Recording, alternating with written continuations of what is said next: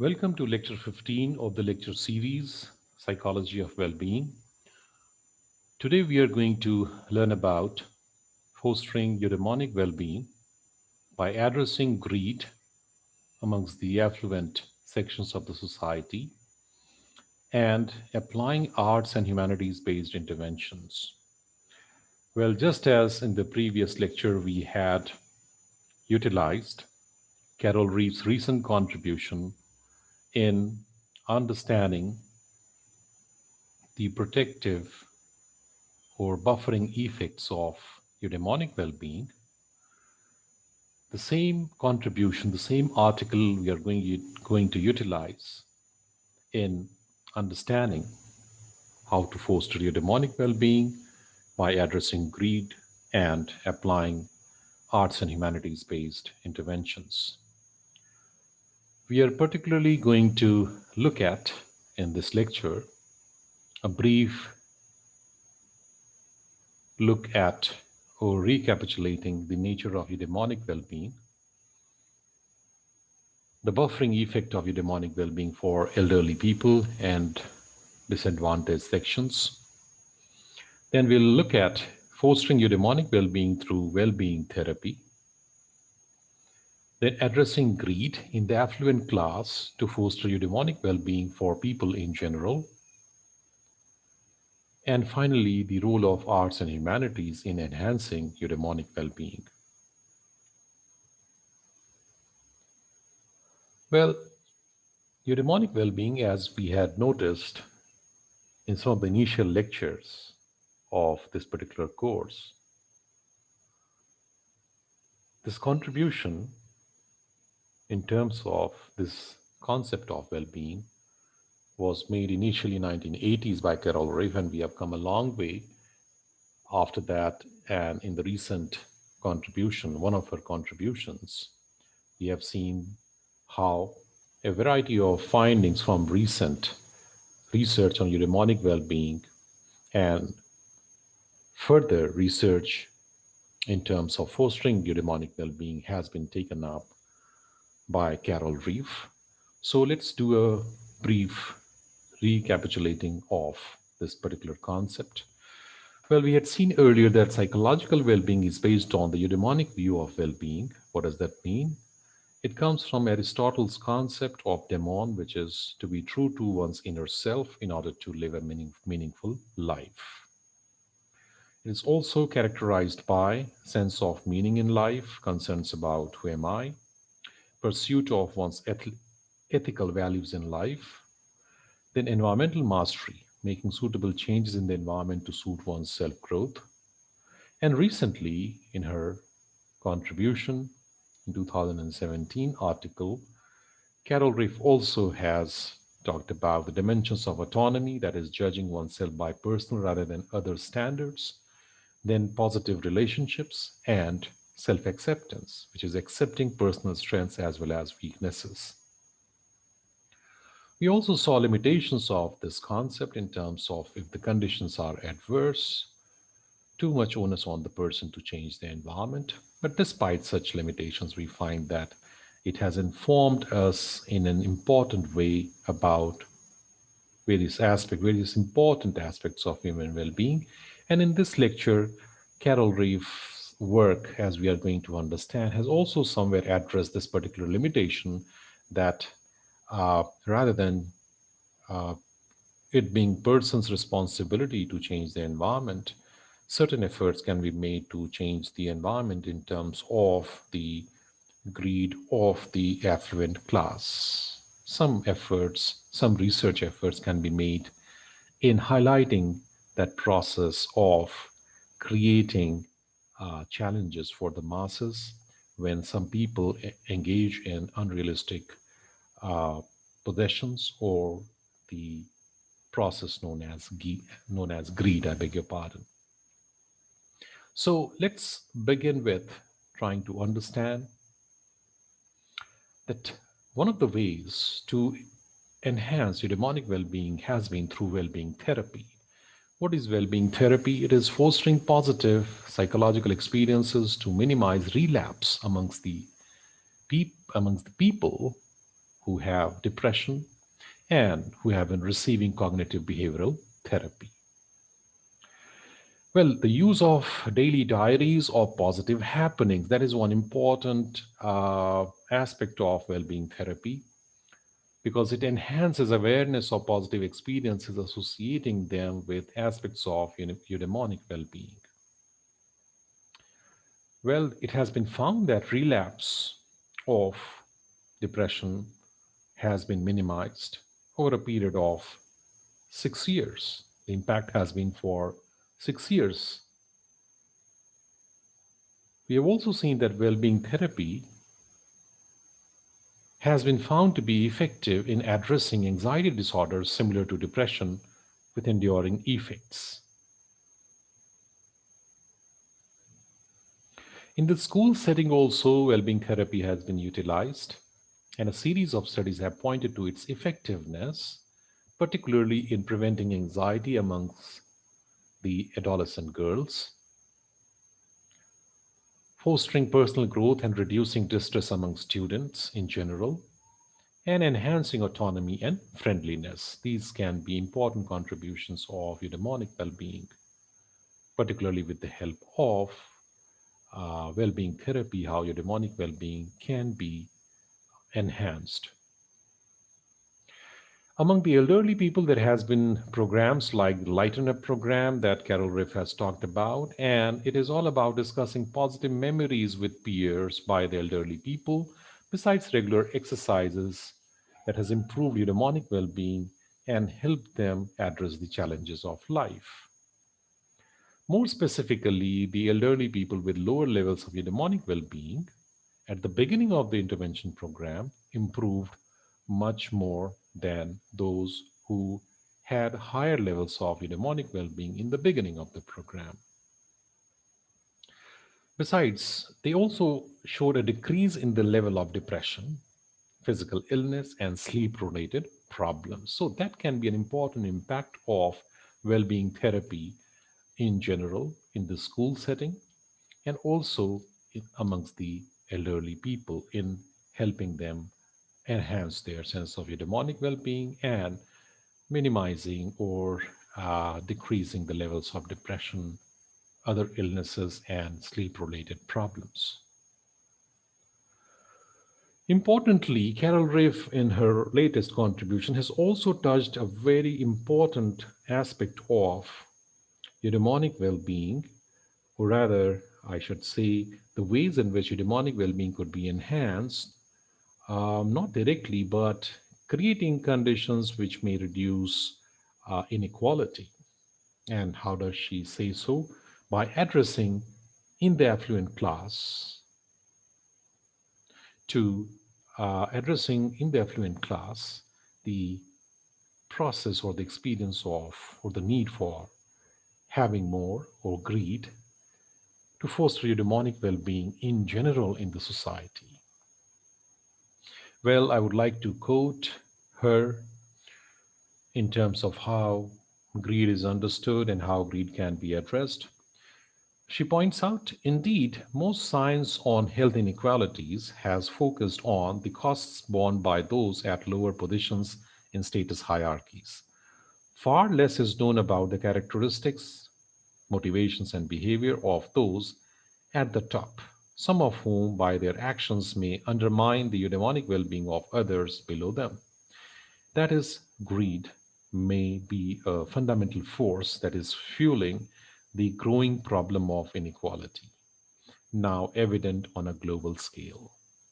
Well, it is important to see that how not just the um, changing the person's conditions directly to enhance well-being, but also changing or addressing the social hierarchies and the psychological processes behind that, which is greed, how that can be addressed, and the importance of that is being mentioned by Carol Reef here. Well, several studies have directly or indirectly indicated the ill effects of greed or materialistic values.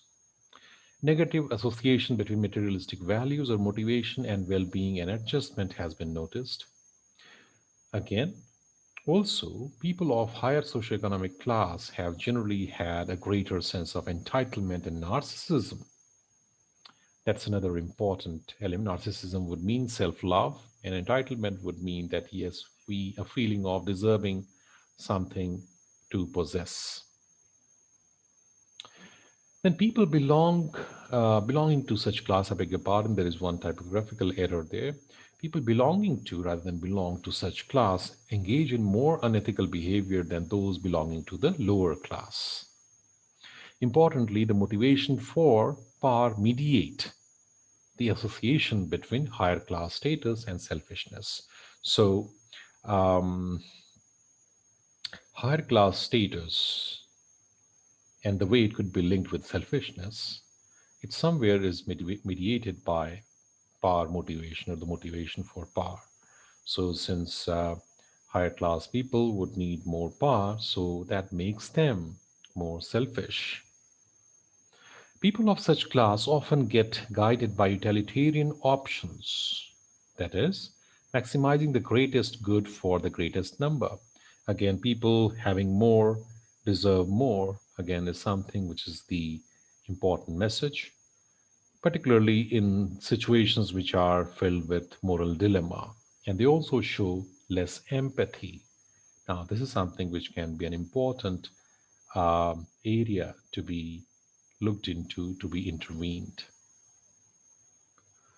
Also, importantly, as Rand and his colleagues in their study using economic games have illustrated, that cooperation is intuitive or automatic because it is typically advantageous in daily life for all the people involved, whereas greed requires greater calculation. So, the studies also point out that greed may not be a natural, automatic, spontaneous need for people. Spontaneous need for people could be cooperation rather than greed. Okay, so that tells us that greed is to be studied in the context of everyday life. Meanings of greed for self and others have to be studied, and the effects of greedy and non greedy leadership in various spaces, in various domains like corporate world, academia or science, governance at local, national, and global levels, and policy making. So clearly, Carol Riff talks about how circumstances that promote inequality can be addressed by addressing greed amongst the affluent class, and that may create better conditions for fostering eudaimonic well-being. We move on to another important aspect of Carol Reeves' contribution regarding fostering eudaimonic well-being by engaging various aspects of arts and humanities within academia as well as in everyday life to promote or to enhance eudaimonic well-being. So the role of arts and humanities, that are the domains of philosophy, theology, literature, music, poetry, film, in enhancing eudaimonic well-being needs to be studied, and some of the results from the earlier conducted studies have also pointed out to such promising effects of arts and humanities to enhance eudaimonic well-being. Well, emergence of the field of health humanities is one of the important areas of use of arts and humanities in enhancing eudaimonic well-being. Using arts and humanities in medical training and in therapy, healthcare, and community life has been studied, has been um, has been done, and has also been studied for its effectiveness. Example, the influence of quiet singing and listening on the biomarkers and emotions associated with stress. So that has been one important area that contributes to area of research that has contributed to the broader domain of or emerging domain of health humanities. The second important aspect of the role of arts and humanities for eudaimonic well-being is building better societies for improved well-being of people through the use of important human values that are often ingrained in one's culture or community life. So, back to the culture and community life to build better societies, uh, which could utilize human values, and for that, arts and humanities could be one good medium. Example, use of museums, particularly that entails generating more awareness about their role in shaping the values, for example, ideas of social justice, of people with diverse socioeconomic and educational backgrounds.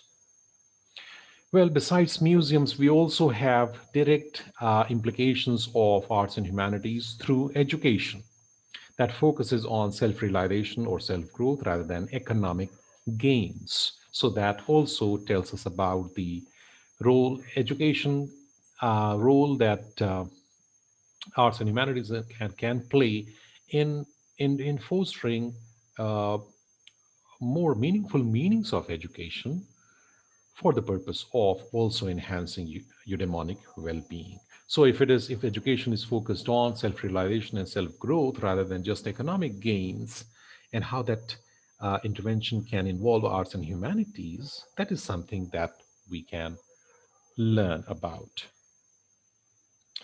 Well, critical thinking, including the ability to criticize authority as well as acquire capacities for human empathy, is something which is a part of or the meaning of education that one can utilize to try and enhance your demonic well being. And I would like to quote Carol Riff, who says that when education is construed primarily for economic growth, parents are reluctant to see their children become artists, dancers, musicians, and poets. Instead, they want doctors, lawyers, scientists, and technology experts. Human lives are thus increasingly seen as instruments for gain. Left behind is the teaching of poetry and literature as vehicles for understanding the self and others in a heterogeneous world. A recent claim among educators is that the promotion of well being is or should be the primary goal of higher education. So we can see that how bringing about a simple yet critical change in the focus um, of education or the meaning of education may go a long way in enhancing your demonic well-being and reducing pressure or stress among the students to make education as meaningful and joyful activity as possible, and that has important bearing also on enhancing your demonic well-being. Thank you very much. I hope you enjoyed this lecture in looking at various ways to foster eudaimonic well-being as a recent contribution of Carol Rave has talked about. She has emphasized, as this lecture has told us, on the use of well-being therapy, number one, then how inequality can be addressed for better eudaimonic well-being by actually addressing greed amongst the affluent class. And also, we have seen finally that how arts and humanities could be utilized within academia as well as in community life to enhance eudaimonic well-being amongst people. Thank you very much.